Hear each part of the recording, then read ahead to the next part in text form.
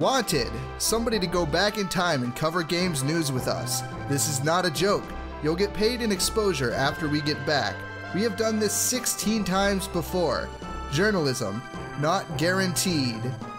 Welcome everybody to the Jungle Podcast. Journalism not guaranteed, the only podcast on the Western Hemisphere. My name is Null Toxicity, and here I have with me Tectonic Improv. It squeaks his chair.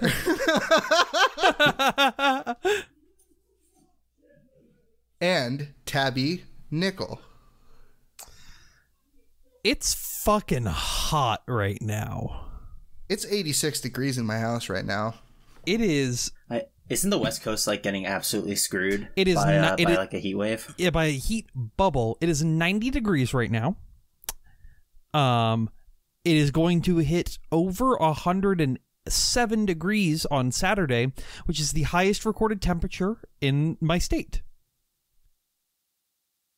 Shit, we better make this podcast quick so Tabby can turn on her air conditioner. Well, you see, I don't have a working air conditioner. I've actually been not having the air conditioner on. Yeah, you're an insane person. I saw your tweet. You're an insane person. It's punishment. I'm just saying, what like, punishment? So here's the thing: if I run the AC, I run up the electric bill, right? And I don't want to do that, so we just don't. And now I'm sweating, but people sweat. Pigs evidently don't sweat that much, though. There's a we did some research. Yeah, did you know pigs can't look up? No. That's interesting. There's I've a always lot heard of updog in the pen that they would like to see. What's up, dog? Anyway, no, there was apparently, I don't know, I've just always heard sweating like a hog or sweating like a pig as like a saying, and then I looked it up and it's like, they have like 2 sweat glands max. They do not sweat. Well, they also talk about how there's also that idiom when pigs fly. I haven't seen a pig fly yet. Well, so these things yeah, just lie but that all the one's time. okay. Yeah, so do we have video games? Man, E3 is over. We're done. Yeah, we're done. Like, we're free. It's fucked up. It's back to Norman. I didn't bring any news to the podcast. We have EA. You're not supposed to tell them. We have EA next month, right? Who cares? EA Play, but whatever. We're I done. have like negative interest in Electronic Arts. Hey, they're going to show off more Battlefield 2042. I've seen it enough. Looks cool, I guess. Oh no, you wanted to talk about that. Welcome to a brand new section of the podcast. Tech and Null get flogged for gassing up a bad video game. Gomen Nasai, everyone. We know that you all pre-ordered Baldur's Gate Dark Alliance. Oh, wait, no, Dungeons and Dragons Dark Alliance because of our glowing recommendations of the trailer to the game. We said it looked good, and we were looking forward to it. If anyone bought that game because of one of my co-host recommendations, I will not refund you, but just let me know. I want to know if anyone did, because it'd be very funny. But both in private and on the Game podcast, we have given, we have talked about this game positively multiple times. But I wanted to believe it looked good. Is that so much to ask? And I watched a video of a guy. He wasn't even giving like critiques of the game. He was just explaining things that happened to him while he was playing. I'm like, wow, that's rough, man. He doesn't even have to like tell you why it's bad. He's just kind of showing you. Yeah, it was a Skill Up, right? Yeah, Skill Up, friend of the show. But like, I just didn't know like the. If this was a video podcast, you guys would have laughed so hard at how they both just looked at me. Like, absolutely not. Nothing against Skill Up. Yeah, but if you want to be a friend of the show, we have. If you want to be a friend, reach out. Yeah, Do we? Brit. Yeah, I think so. Do we have room what? for a British person though, like specifically? Oh, he's British. We right? don't. I don't actually know. I just kind of assume. Maybe I shouldn't assume. Maybe he's like Welsh or something. Gaming news. We have room for gaming news. Yeah. Oh, gaming news? Anyone got any of that? Noel, do you have any gaming news? Oh, I mentioned this. Absolutely not. Tabby managed to find a decent amount of gaming news despite it being the week after E3 and there not being much. That's right. Yeah, I think we're gonna not for lack of trying though, because I did like for the last like 4 days I've been scouring Twitter for anything interesting, and I'm just like, there's literally nothing happening.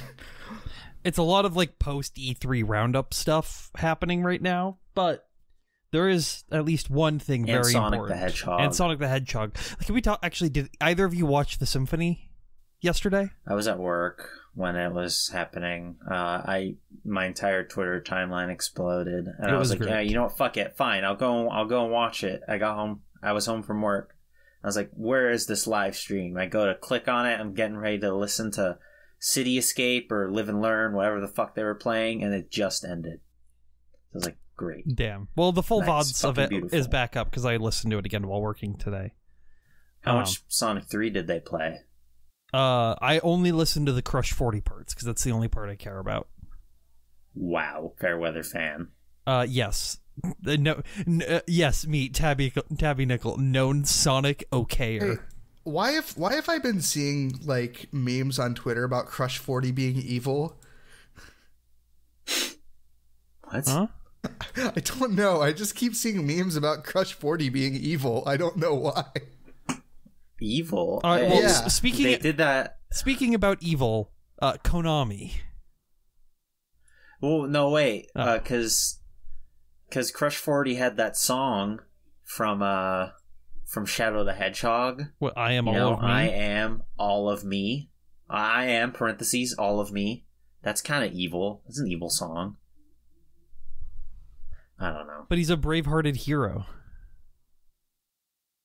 That's true. There's also Never Turn Back from Sonic the Hedgehog or Shadow the Hedgehog. Did they play that? That song's sick as fuck. No, they didn't. They played fucking Night of the Wind though, and it was hype. Night of the Wind's pretty raw. It's really good. It's the best part about that game. Yeah. Yeah, Isn't there another Crush 40 song from that game? There is. I don't think it's as good though. Okay,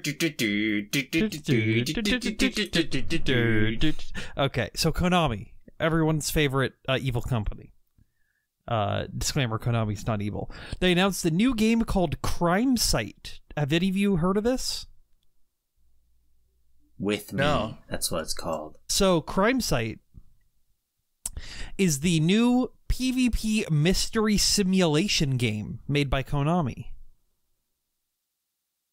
Which means they are making an Among Us game. I resent that we're calling it an Among Us game, when clearly we should be calling it a Trouble in Terrorist Town like. No. It's a mafia clone. Mafia clone. Yeah, but like that's how Mafia works, so. No, but you don't I knew understand. it. They're making Among Us. Yeah, no, I understand.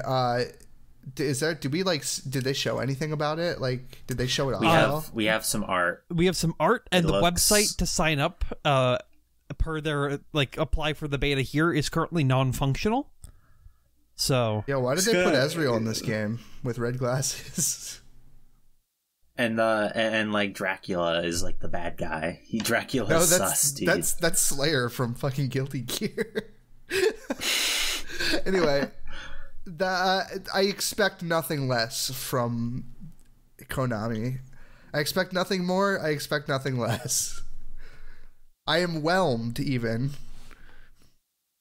It's a video game. You got to give them that. True. Yeah, They wouldn't have made one of those 5 years ago. Do you think Germa will play it? Yeah, maybe. Okay. Let's talk about...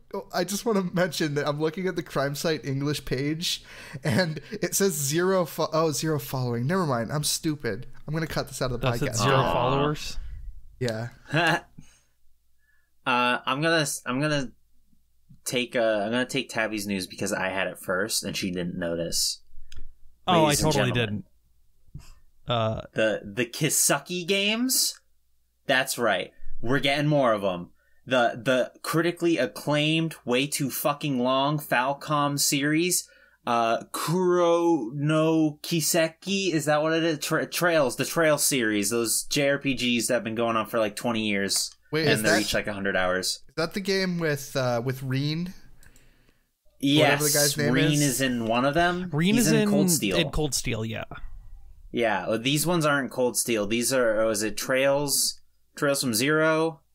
It's coming fall 2022. We already knew that. And Trails to Azure is also coming. Trails to Azure, which I think was that one was like unlocalized forever, right? I think all of these games except for Trails from Zero haven't been localized to English. Okay, hey, can I ask you guys something? Yeah. These are all coming 2023, by the way, except for Zero. Does Falcom suck now?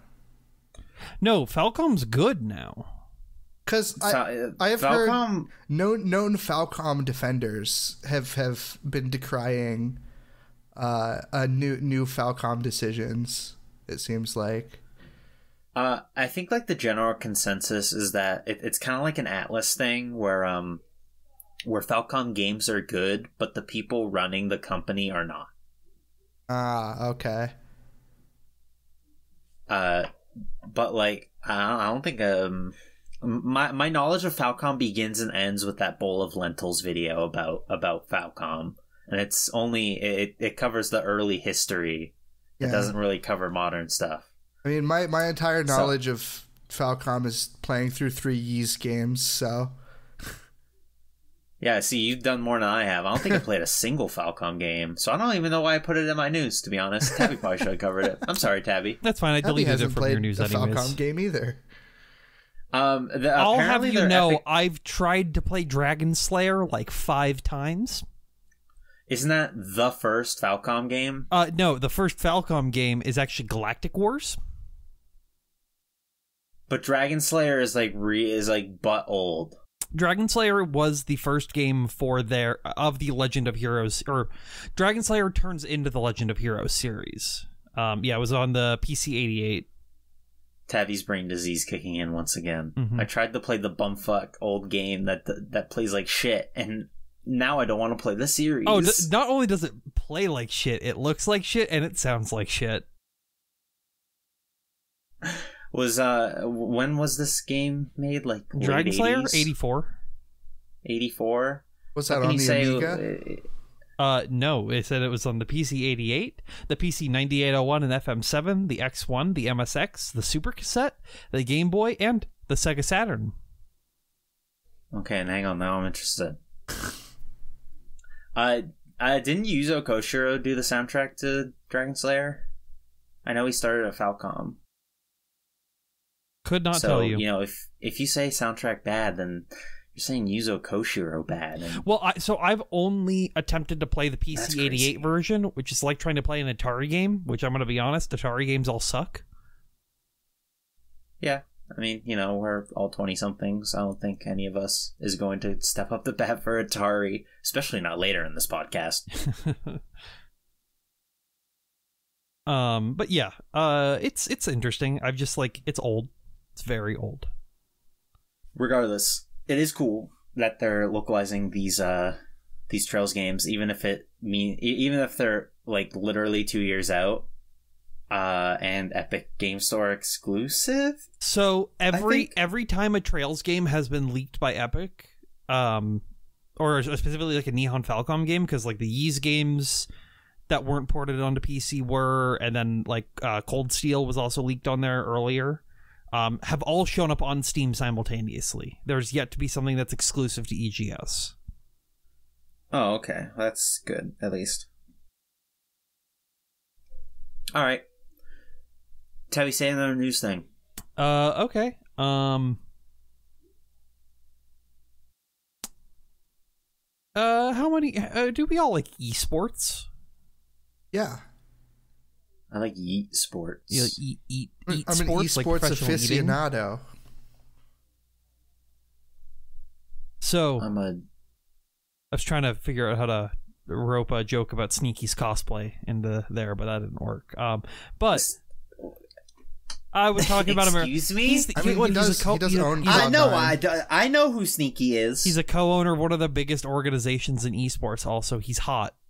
Listen, I know that you like call him a co-owner, but like, it's funnier if you just say Sneaky owns C9 because it's not untrue, and it's more punchy than to say co-owner. You know what I mean?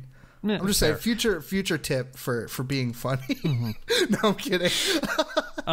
Thanks for the comedy tip. So Bandai Namco. I'll forward it to my supervisor. So Bandai Namco, Michael, dude. Bandai Namco is they are planning on making a Gundam game developed for esports. It's gonna be like Virtua Fighter esports. What do they mean? Like, we're making Gundam for esports. Okay, but I don't think they know what this means. That's like saying we're making like a blockchain Gundam game. Like, I don't actually know what you mean when you say that.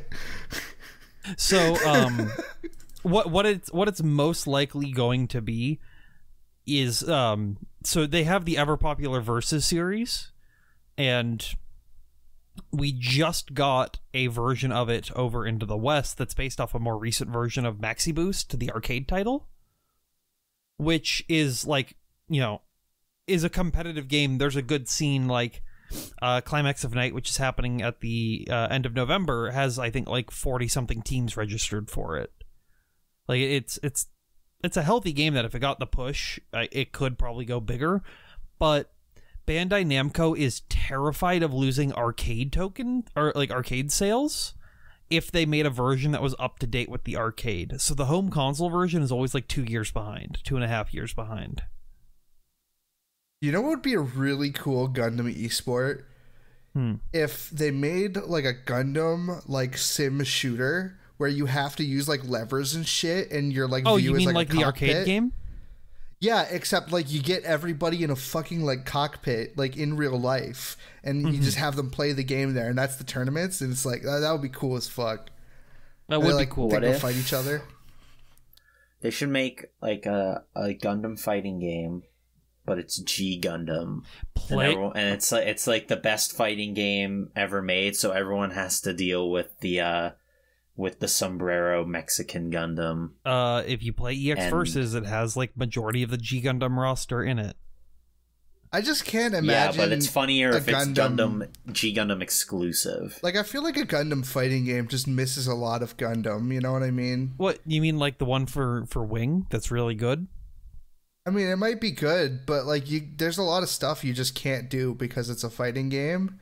So you're kind of like constrained to this tiny arena with like, that's what mostly Maxi melee Boost. weapons. That's what Maxi Boost is good for. It's like a full 2v2 like open 3D arena. Like you have ranged weapons, melee weapons, beams, projectiles. But is that going to be some, like, if we were talking about like an esports scenario, I've never heard of an arena fighter being popular on the esports field. On the esports horizon. More than an arena fighter. Like, you may fight in an arena, but it's not an arena fighter. Yeah, I don't know, maybe. What constitutes an arena fighter? Have you played Naruto Ultimate Ninja Storm online? I mean, 4, not online. What the fuck?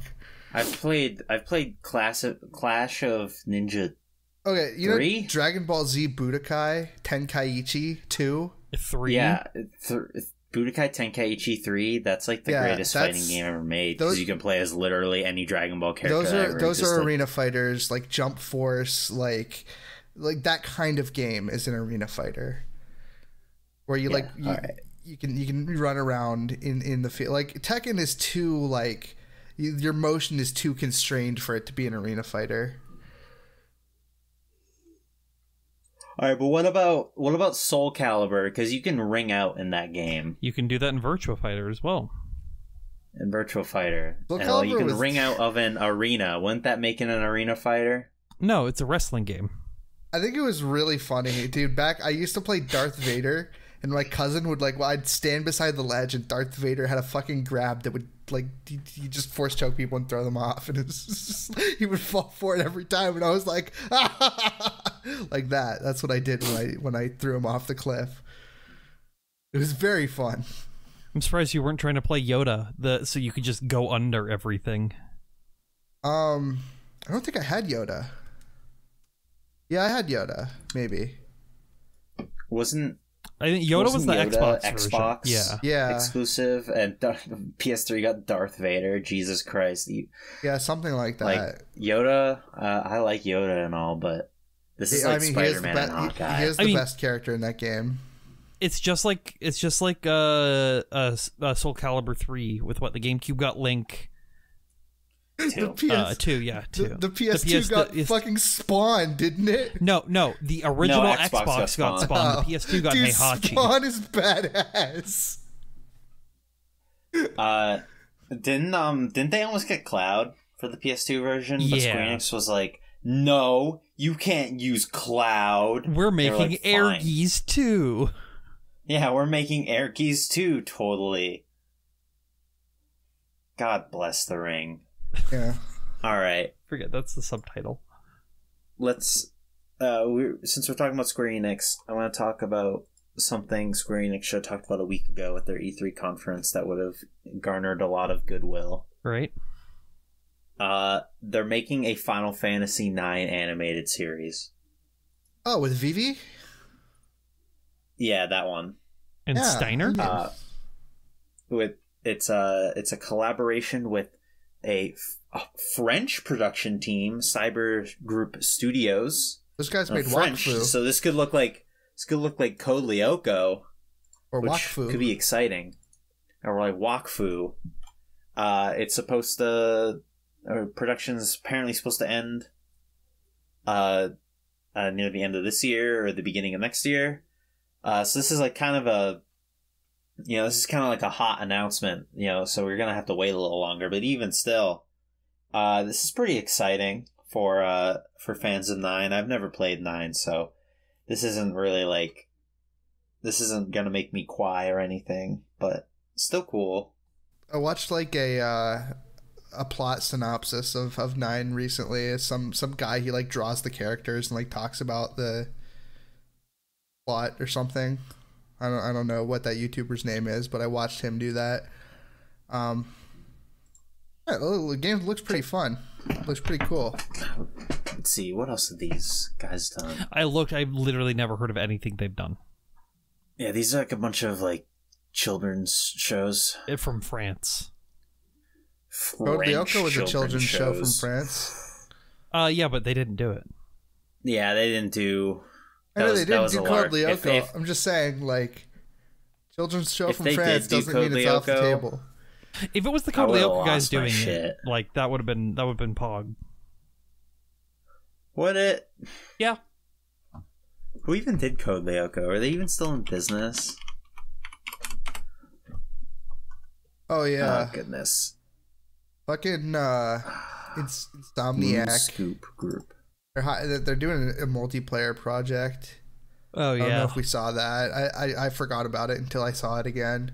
I didn't care enough to put it down. Why would Insomniac make a multiplayer game?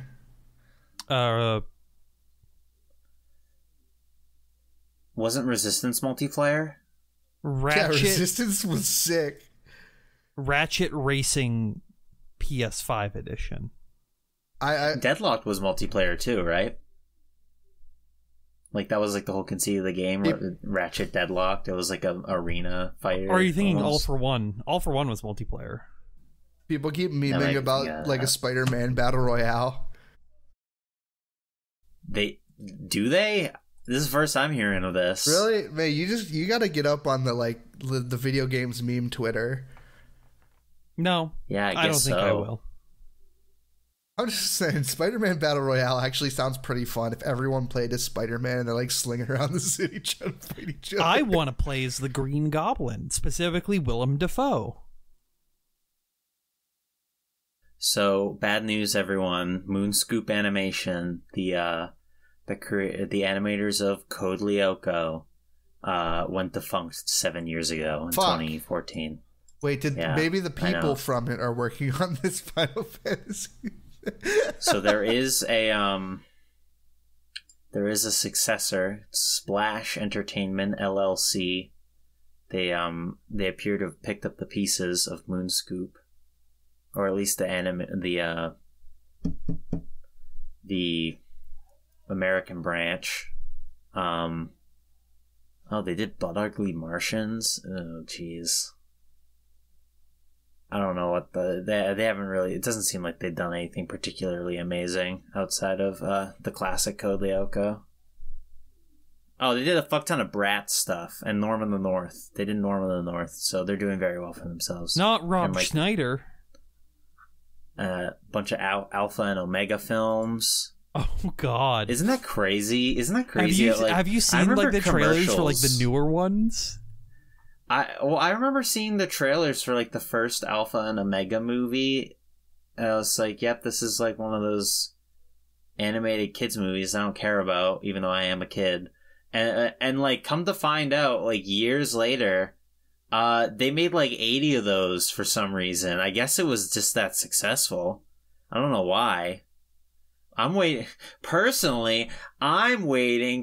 Sigma and Omega.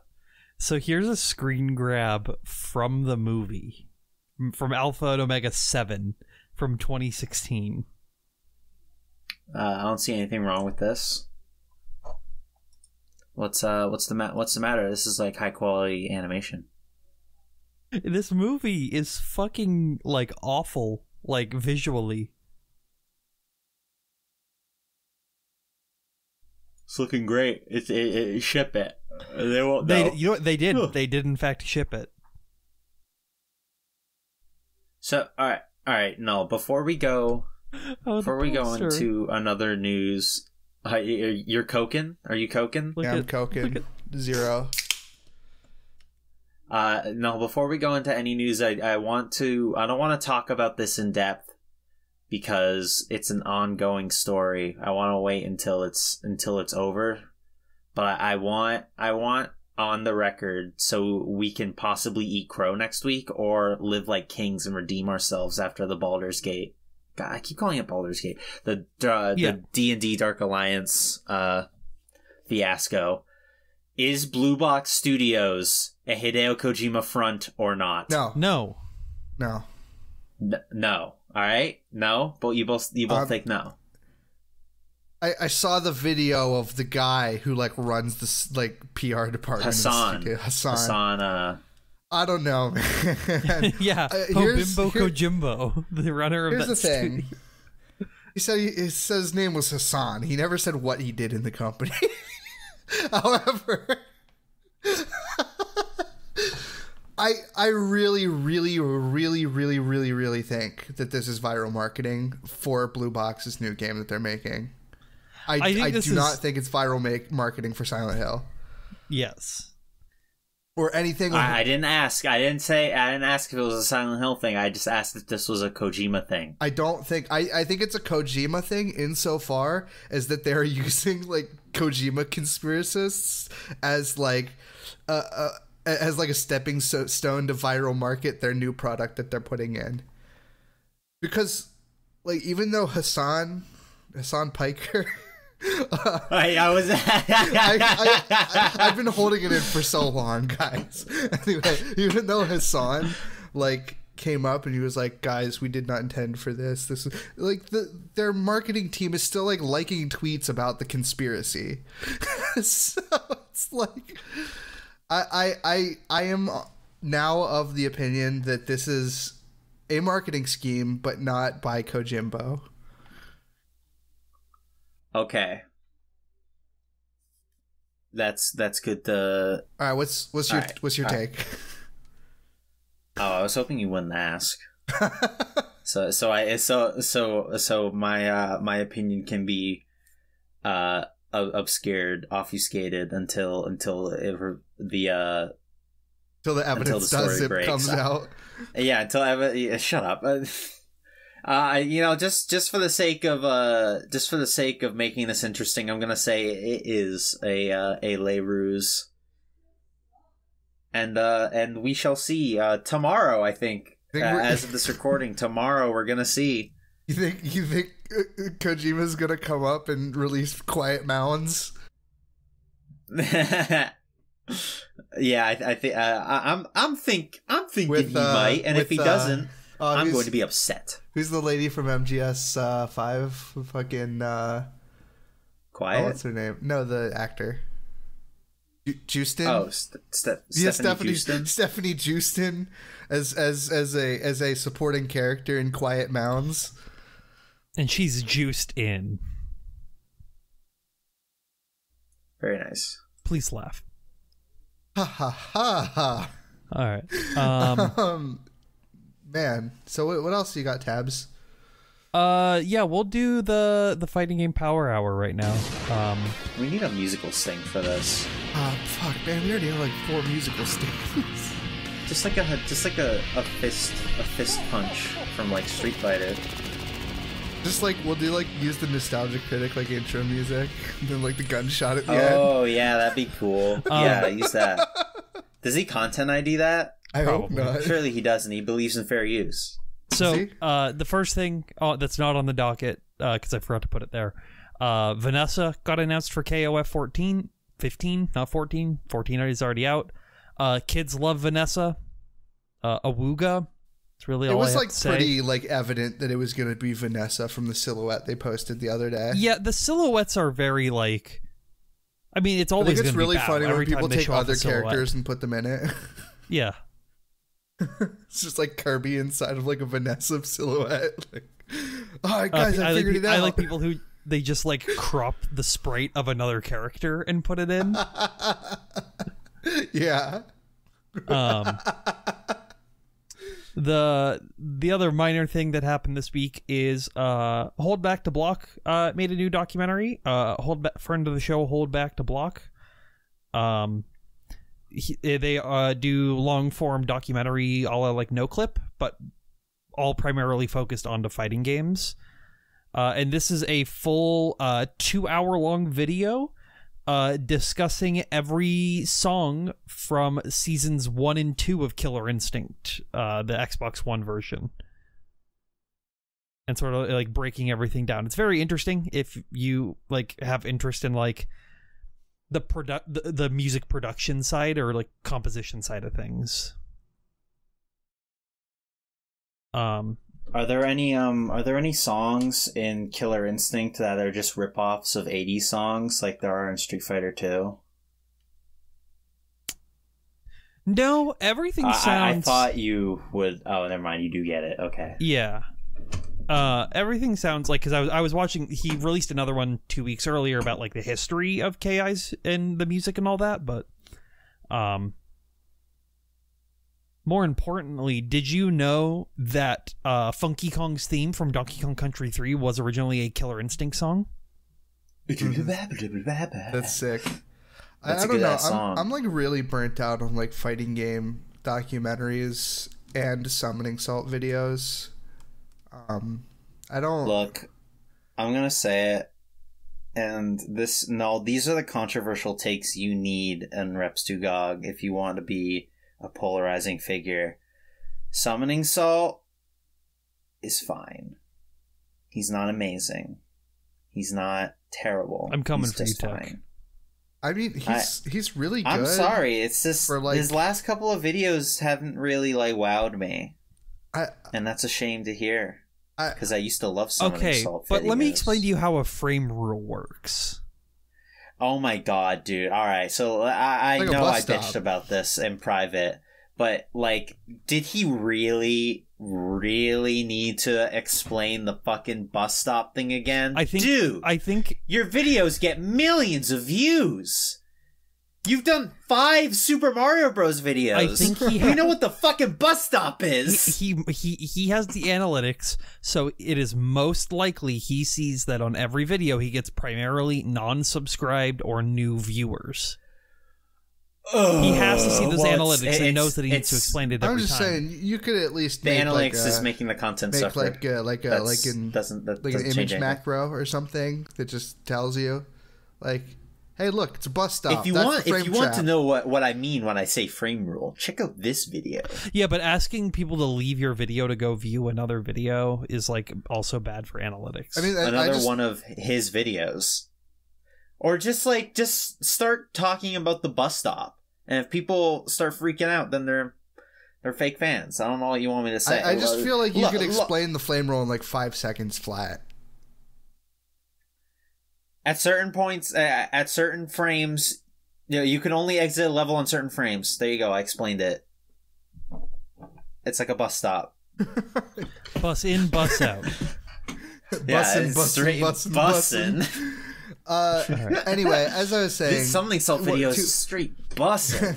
2 things. One, Something Salt videos are really, really good to fall asleep to. Like, his voice is very calming. Yeah. It gives me a sense of security. It envelops my mind, and then it entrances me to sleep. 2, I'm tired of Summoning Salt and fighting game documentaries. When they released like the third Smash doc, I'm just like, okay, I'm kind of over Smash docs. Yeah, well, you don't. This isn't the Smash doc. This is about the music of a video game. Yeah, you know, whatever. It's the same thing. Like the documentaries aren't focused on what Esteban does. For some of the videos are focused on like community level stuff, like the Under Night video he did. But majority of what he does is more focused on like the game dev side of things.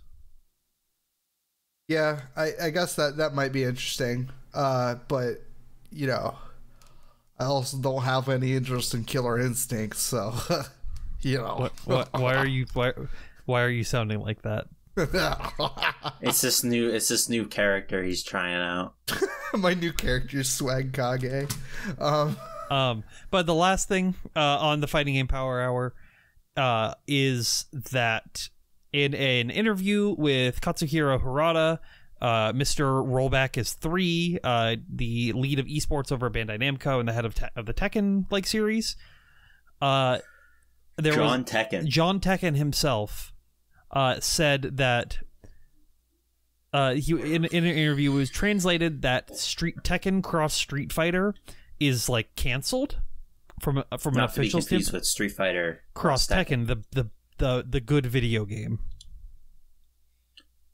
Too little, too late, Tabby. I know. If this was 10 years ago, it's in Smash.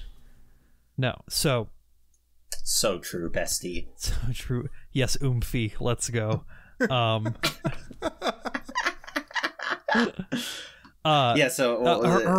the game was... Harada has then since replied to people on Twitter saying, no, it's not canceled. It was just scrapped at 30% progress and we were restarting development, and then we made Tekken 7 instead. That is a thing that happens. I mean, it's all business. These companies will make like 70% of a game and then scrap it all. Like this is 30. Also, from like a business perspective, it's like you never want to just like leave a door open or close a door that you had open that you theoretically always can do. Yeah, like Metroid Dread. Yeah. Think about it. What if they just said when they came out that they did cancel Metroid Dread? They pretty much did. But they didn't say, John Nintendo, I'm canceling Metroid Dread. Instead, they made it. It's just going to save you a lot more money as a company to cancel a game like that's not working out than it is to like continue working on it hoping it works out. Yeah. And when I say cancel, I mean like cancel like everything that you've done so far. I would still be interested in seeing Tekken Cross Street Fighter after seeing how well Akuma plays. They just need to fix some balancing issues. And is it Akuma or Akuma? It's Akuma. Ah, cool, man. Yeah. Akuma is like... if you're British, it's Akuma. Everyone just calls him Akuma. That's an Aerisism, actually. Listen, where do you think Aeris got it? From the British. Not Aeris, it's Aerith. It's Aerith, isn't it? No, Aeris is a... it's Aerith. Aeris is a SoCal Tekken player / commentator turned variety Twitch streamer. Wasn't there a website that was called like Aerith Dies at the End or something? Yeah.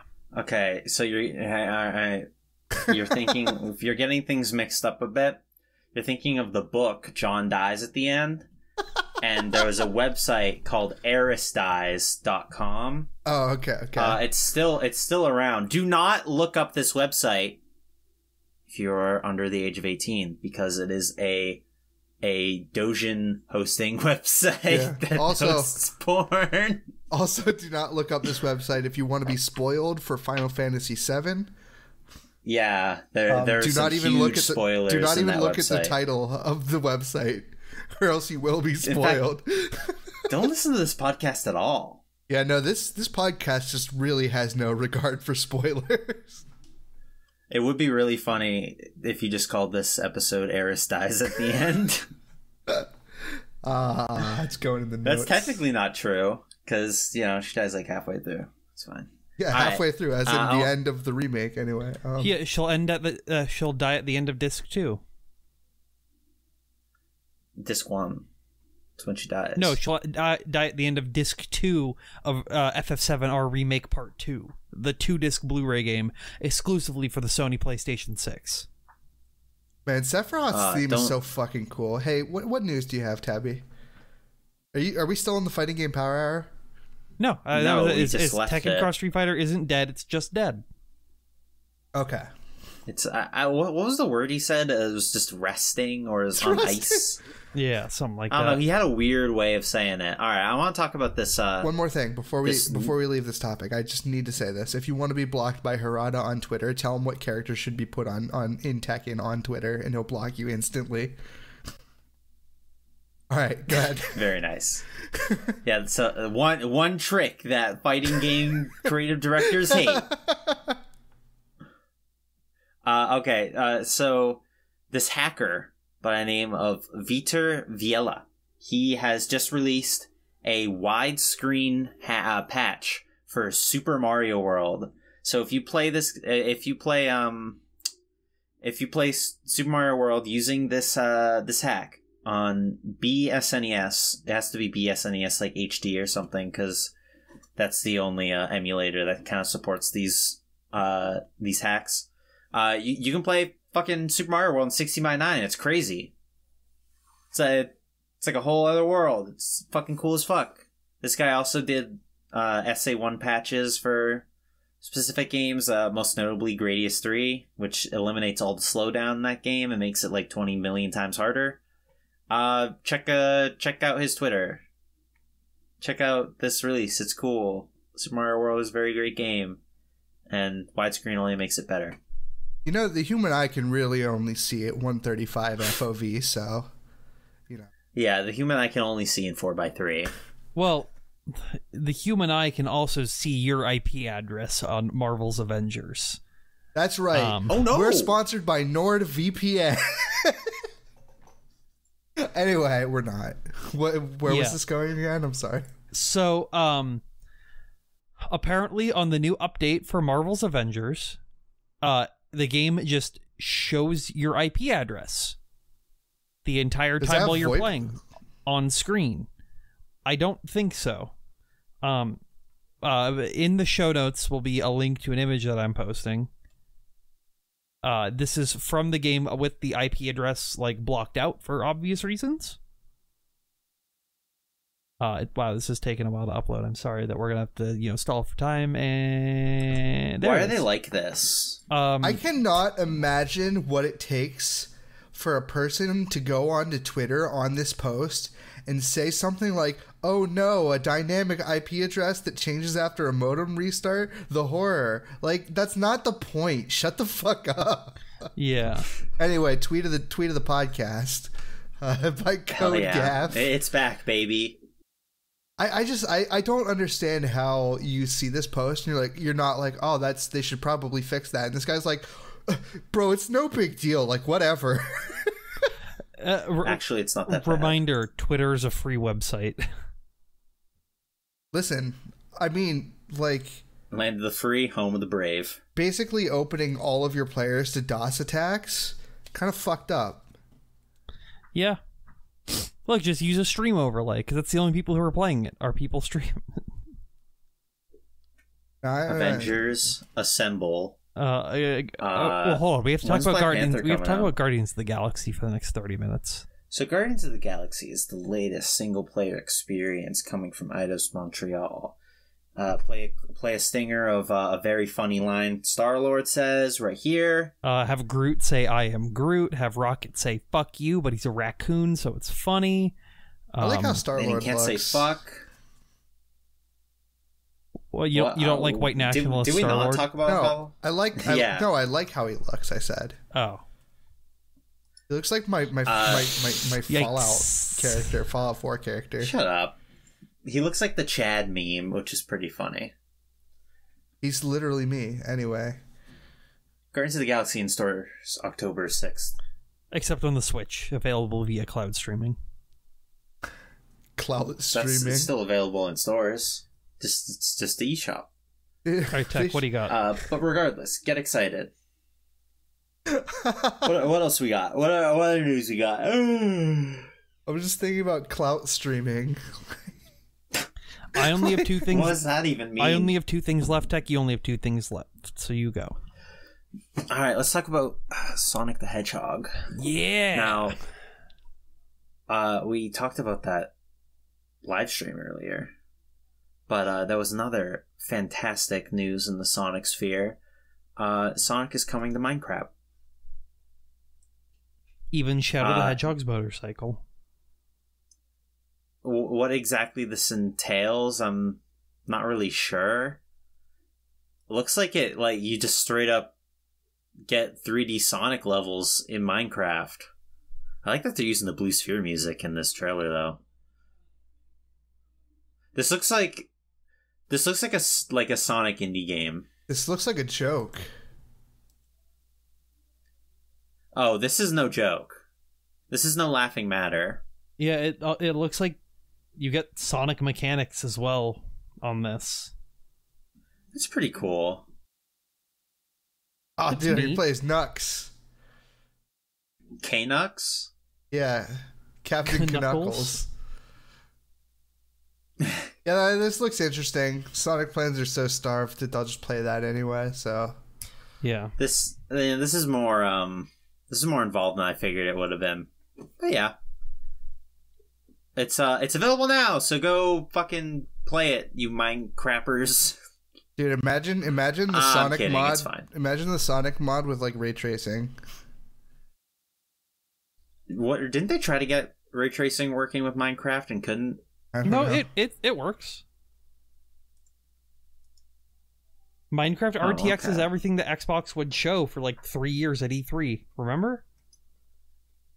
You know what I was thinking of? They were trying to like make some sort of like improved graphics mode that they quietly canceled. But yeah, all right. What's your news, Tabby? So Dead Space is allegedly being remade, or a revival of sorts, via and will be announced on July 22nd at EA Play Live. It's being developed by the people who did Star Wars Squadrons, allegedly. This not surprise me in the slightest. This sucks. Because it does suck. Resident Evil 7 did really well. Resident Evil 8 did really well. And it does not shock me that EA is just like, maybe we could revive our survival horror franchise in first person with 70 FOV. Do you think they do? Do you think they'd revive the "Your Mom Hates Dead Space" ad campaign? God, I hope so. That would be really funny, Yeah, that would but be, I don't think gaming ads are the way they used to be. Well, you throw them on Twitch, whatever. Yeah, get Ninja to say it. That's yeah. Ninja's mom hates Dead Space. Ludwig's mom hates Dead Space. I'm just saying, I will feel like I'm going to feel so amazing if this game is in first person. Because, like, I will have called it on the podcast live. You will have called it on the podcast, yeah. You would have called it on stream. That's pretty sick. Yeah. Live on twitter.com. It feels good to just be like, told you so. Yeah, like with Dark Alliance. Just being able to say, I told you so. Yeah, but the thing is there's no evidence that you believed that. But here, there's evidence, like hard evidence that I have made this claim. Because I can say I told you so about anything, and there's no proof that I did. I'm going to gun you down. Yeah, I said that on podcast. Michael! She's doing it again. Oh, Tabby, why do I even pay you? Anyway. Wait, you guys are getting paid? Alright, so here's my last news. This is pretty cool. Pretty cool new game announcement. Cotton Rock and Roll. It's coming to Switch, PC, PS4, and arcade. If you don't know what Cotton is, it is the progenitor of the shoot 'em up genre, which is it's just the shoot 'em up, but you play as cutie patooties and shoot cutie patootie things. Cotton is like this little witch girl, and she flies around and shoots stuff on her broom. They're making like a reboot of I think the first game that's supposed to be coming out next month. I was thinking of getting that. For some reason, I just feel like I'll play it. Yeah, I'll pick it up. Give Cotton a try. Oh shit! Oh, you can also get the 30th anniversary special edition for 10,780 yen, which includes. I don't even know if I like this game. Which includes a Nendoroid and a complete works book and a rock and roll soundtrack CD. That's a lot of stuff for 10,000 yen. What is that? How much is 10,000 yen? $100? Yeah, but like a Nendoroids are like $35-$40. I'm saying like that's a lot of money for that's a lot of stuff for a special edition. Yeah. Normally you'd order a special edition and get one of those things. Not to say that you should pre-order anything. Don't do that. But too late. I already did twice.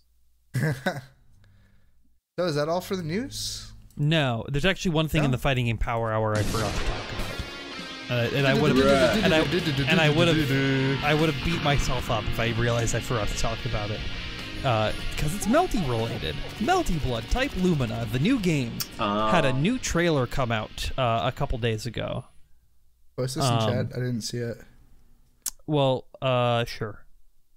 Because they did their own like little press conference thing, and they also announced the 2 new characters for the game, and by new characters I mean Hisui and Kohaku are confirmed for the game, which are the maids and important to the story of Tsukihime. Those characters were always going to be in the game. Yes, like in Arc and Akiha, CL, and Shikitono, they were going to be in the game. Any characters that were important in Tsukihime will be in this game. It's the ones that weren't that you have to worry about.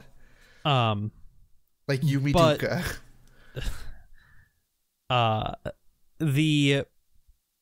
The big thing is they also updated the website with a section on how to play, which overviews the game mechanics. And so we're going to talk about that a little bit. They confirmed that there's going to be over 10 characters at launch, probably 12 or 13 is what I'd guess. The game has 11 characters. The game has 32 characters in its base roster as of the last iteration of Melty Blood, so... Aren't 5 of them like that same girl? Which one? The blondie. Arcruid? No. There's a couple Arcruid characters. There's Arcruid, Warcruid, no, sorry, and then there's Blade. there's Hime. Laser. And then like Neko, but I don't really count that. It's like 4. I count it. I saw that one gif of the cat version of the blonde lady Neko. using all of her attacks at once, and they just like go the sprites just go over each other. Yeah. It's very funny. So they talk about how it's like they just talk like it's a fighting game, what a fighting game is. But the base mechanics are where it gets a little interesting. So they talk about rapid beat, which is the auto combos in the game. It's a modern fighting game. It's going to either have auto combos or not. So it was expected. And every game that French Bread has made before this, since Melty Blood, has had auto combos. Which is shields fine. are still in the game. Yeah, as long as it's not like Dragon Ball auto combos, it's all like whatever. Because uni auto combos are kind of irrelevant. Yeah. Are there moons? We'll get to that. So, they have the shield mechanic, which is it's the parry system of the game, and allows you to do counterattacks and certain specials with it. Are you doing the shield? Is that what you're? Audio podcast, fellas. Audio podcast. They talk about magic. They talk about Magic Circuit, which is that's the meter system in the game. It functions. It looks like everybody's playing like Sea Moon in this game because it's a three. You have 3 bars of meter that you build up. Then it talks about you have special moves and EX special moves, and you have Heat and Blood Heat, which is the like burst / install in the game. You have Arc Drive and Last Drive. Arc Drive is your supers. Last Arc is supers that you can only get off of a parry. But are there any interesting mechanics that are? We're getting to that right now. Well, the one big thing is they don't directly say that reverse beat is in the game. I'm assuming it is. It'll be in the game. Exactly. But we talk about the new moon-based mechanic, Moon Skills. Moon gaming. Which moon skills are powerful specials that can be unleashed by consuming the moon icons that appear next to the life gauge. They deal greater damage than regular specials. No, it's more like force functions. Okay. Which are like unique special moves that are dedicated to like a specific button combo. But then we have Moon Drive, which is a power that can be activated by using all of your moon icons at any time you have more than 1/2 full, which it increases your moon skill, increases your magic circuit, or number of possible jumps and dashes. Yo. Yes. That's awesome. So all I'm saying is if Nania gets now. So if Nania is in the game, he's going to get his Moon Drive, and it's going to let him do like 5 jumps and 32 air dashes, and it's going to be fucking sick. Yeah, that's pretty sick. Pretty pog. Then they just continue to talk about the modes. The only modes they have planned on release right now are like your single player stuff, your survival mode, arcade mode, and story mode. In-game like versus mode, network online play, which as of the original confirmation is using rollback netcode, which is really good. Then I'm glad it's using. The only thing it's really missing is like training mode, or not training mode. It has training mode. Is crossplay because it's releasing on everything. But you get what you get. You get what you can get with these Japanese game devs. I don't think you can say that. What Japanese fighting game devs are notoriously bad about putting features in their games that smaller games will do. Yeah. That's fine. So if yeah, Battle for the Grid can have crossplay, every game's allowed to have crossplay. That game's made on $2 and a ham sandwich. That's completely pog. And do you know what else is pog? The 1990 game Pogs. Anyway, we're going Did back Pogs to the come out past. today or something? No, we're just going back to the past. Have you ever drank Pog juice before? No. No, what's that? It's passion fruit, orange juice, and guava. It sounds like they just threw a couple of fruits in there to say Pog. Like I drank that as a kid. Like it's been around forever. It's very good. Would you drink grape milk? No. Yeah, why not? No. Fuck it, sure. I had a creamy grape juice, cream pop today. If it was like fizzy, sure. Like if it was like a grape soda milk. It's like strawberry milk, but with grape flavor.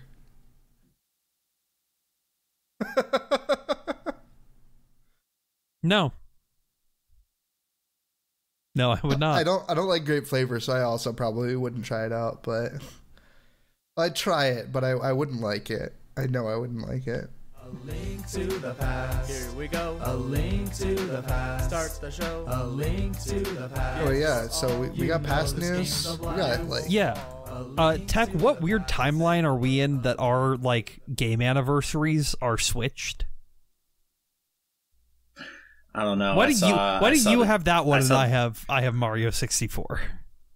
I saw the John Romero tweet before you saw the Game Awards tweet. I don't know.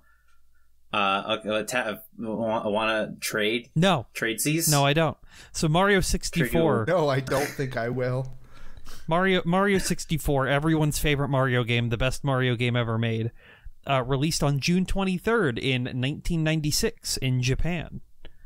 I don't feel like I need to talk about Mario 64 for that long, because it's Mario 64. Like, has anyone not played that game ever?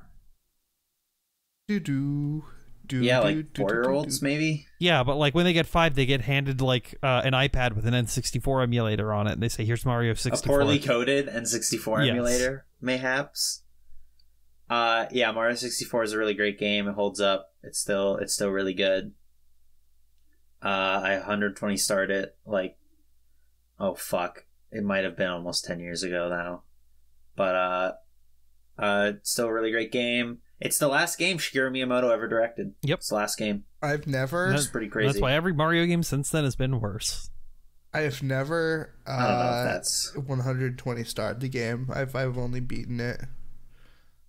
It's not like you don't really get any cool reward for it. You just do what they say you did. Yeah. And I guess if you really want to see Yoshi. Yashi. Spoilers. Yossi. Okay, so it's time to talk about Quake, baby. Yeah. It's time to talk about Quake, baby. Woo! So what a humdinger of a week. Yeah. Because this was also 1996, right? Yeah. It's the 25th birthday, so yeah. Yes. Yeah, so Quake came out on June 22nd. So is Quake a Doom clone? It's more like Doom. It's more like the real Doom 2. But like, it's like the Bloodborne to were people to just Doom's calling like all Dark shooting Souls. games like Doom clones at that point, though? Yeah. Probably, yeah. And I mean, it does play a lot like Doom. Is it better? Is it better than Doom, Tabby? What do you think? Quake is Quake better than Doom? Yeah. Which version of Doom? Because they kept adding levels that got progressively worse in game design. Especially one specific level that developed by a certain American McGee that lacked any sort of shotgun, which was a shame. Which they perhaps should have used. Yeah, they should have put one in that specific level. We're just gonna say Doom, Quake is original better. Doom with the first 3 episodes. Quake no, even up to Ultimate Doom, Quake is better. Quake, listen, if Mario didn't invent movement, Quake did. Yeah, that's actually kind of interesting because Mario 64 does have quite a bit of schmovement in it. See me catch that rabbit? An insane amount of schmovement, and Quake is like very well known. Quake is for its like incredible movement, revolutionary in terms of like first person shooter movement at this time. You can thank Quake for literally everything that you enjoy about modern shooters. Well, Quake is also directly responsible for all that, for being its source code being made available and creating game engines such as Call of Duty. Yeah. But that's just because like the two Johns were like really cool. What? Yes, they were they're very good. I didn't know COD used at game development. Well, yes, they're very good at game development, but like they believe in like distribution of software and whatnot. So yeah, that's why everything they've ever made has been open source, pretty much. Well, not everything. No, everything that they've like. Where's the Daikatana source port, Give John? me the Daikatana source code. You know. But I know what you mean. Yeah, no, everything that they have direct control over. John Romero fucks your mom in Daikatana. Suck it down. Oh Christ! Happy birthday, Quake! Hey, this Mario. releases during the Steam sale. If you don't own it, go play Quake. It's like, well, I mean, honestly, you missed your chance. You might as well just not play it. Just fucking. It is currently $1.49 right now. Yeah, but that's just going to like Bethesda or something. Who fucking cares? Microsoft, even. Yeah, even worse. Yeah, but you need like just get Quake 4. No, what? No. Get Quake 4 instead. No, what? No.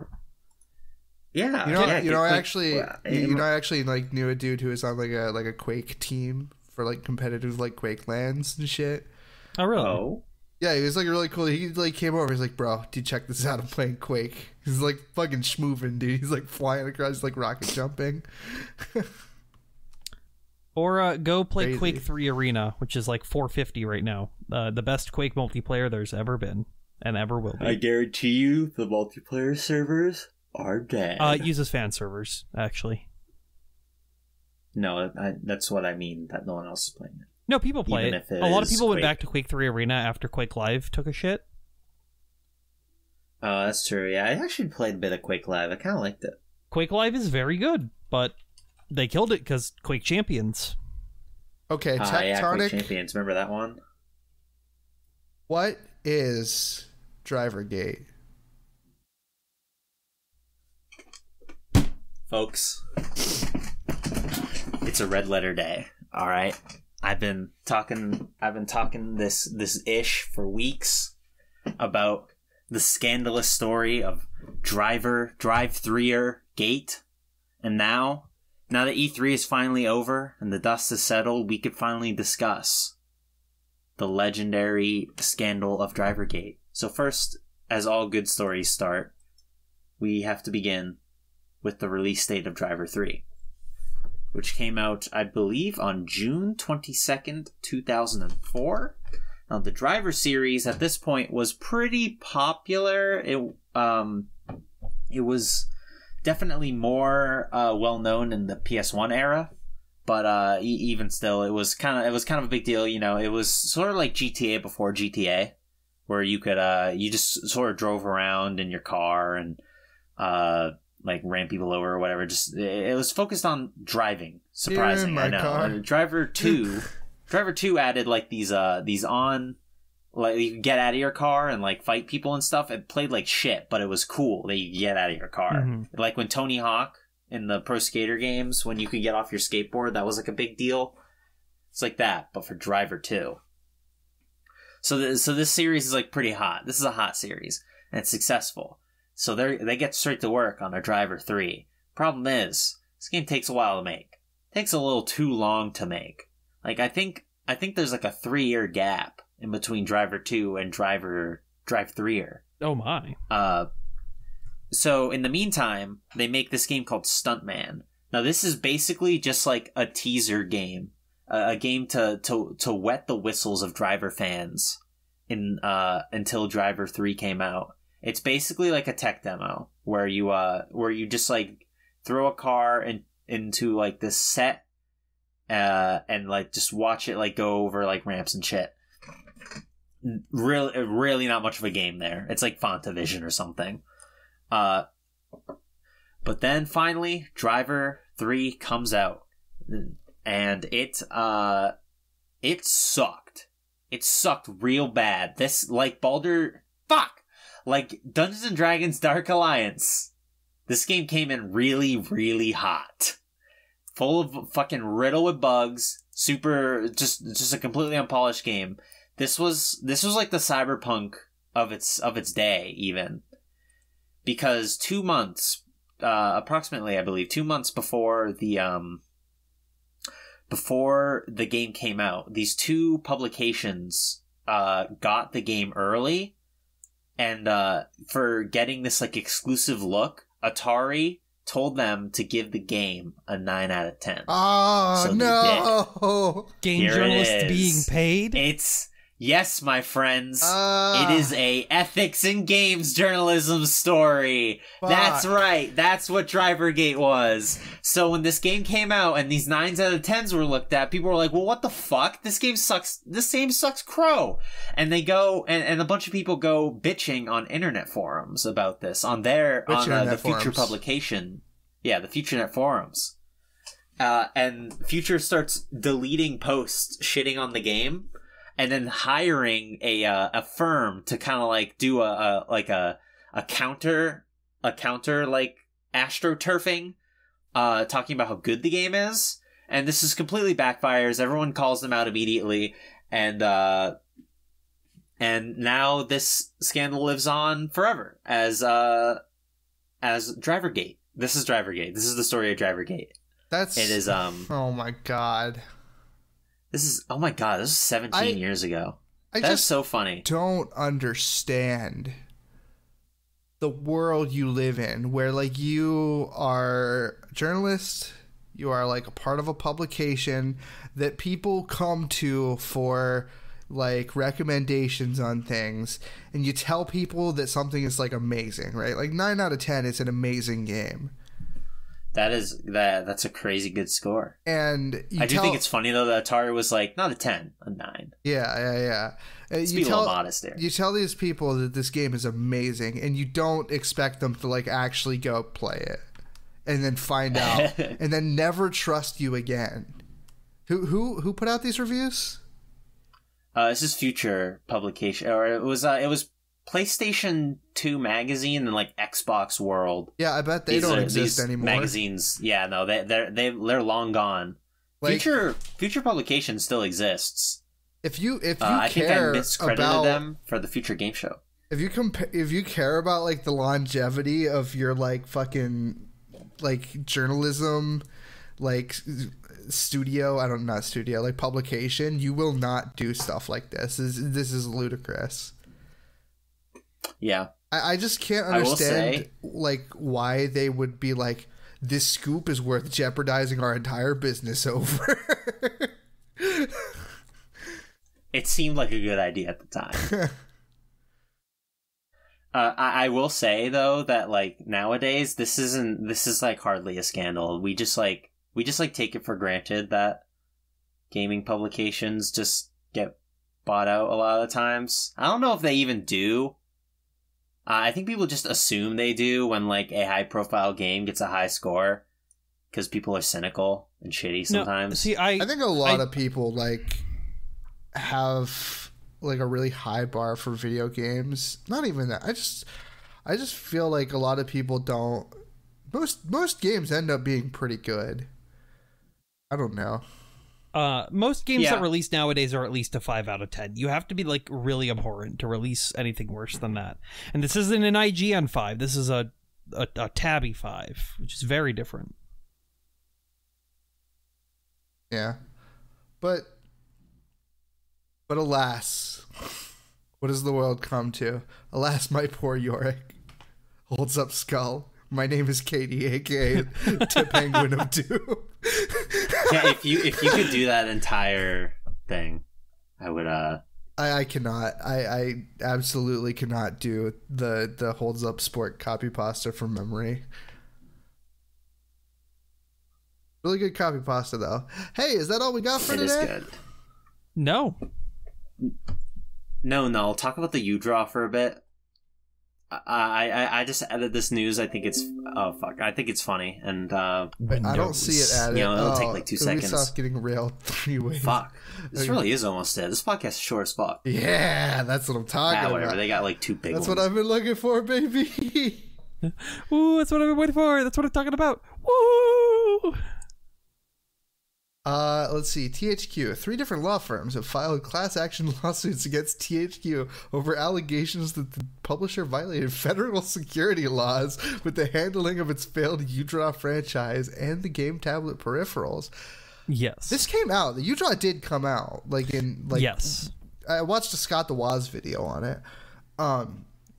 Lawyers have come out of the woodwork to sue THQ in the last week over allegations that the company knowingly made false and misleading statements when informing investors about anticipated UDraw sales for the Xbox 360, PS3, and Wii. Okay, what did they say?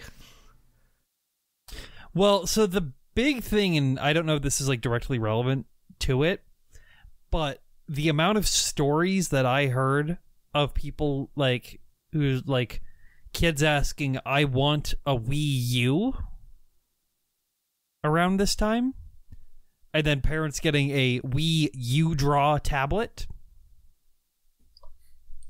Okay. I want to say they aren't real.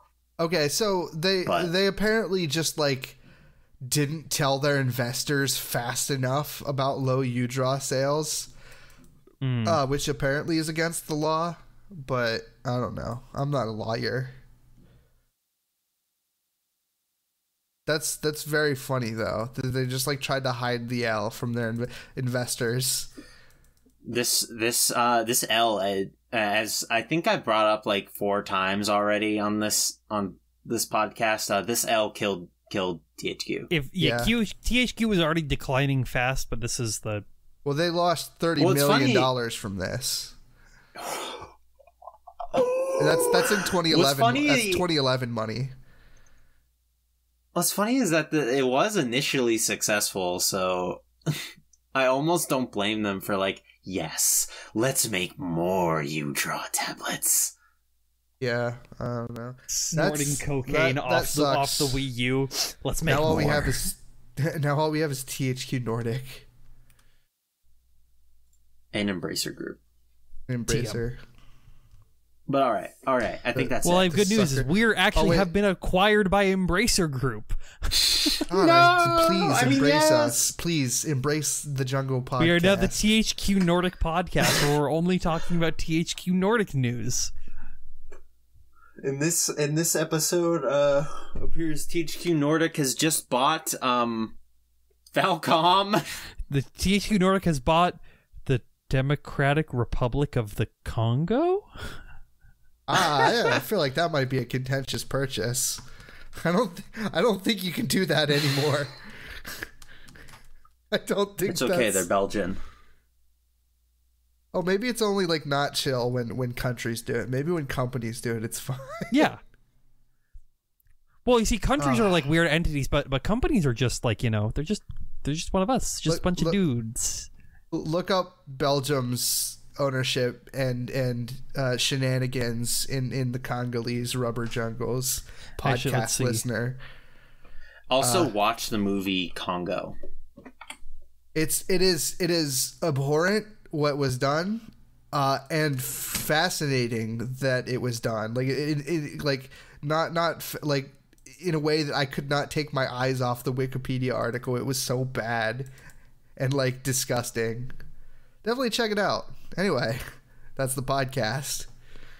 Bum, bum, bum, bum, bum, bum, bum. Thank you all for listening. You're supposed to say that, Noel. What? No, you just said it. It's fine. I'm not the MC for the ending. I was only the MC for the beginning. Thank you all for listening. And the past section. Guess what, pal? You're never being the MC again. It's gonna be me from now on forever, and nothing will ever change that. I'm gonna get Protus on to do it one time, just like have him send me a recording, and then we'll just put it in there. Oh, that'd be so sick. Hey, last minute news, not gaming related. This is not gonna be in the podcast, but yeah, go ahead.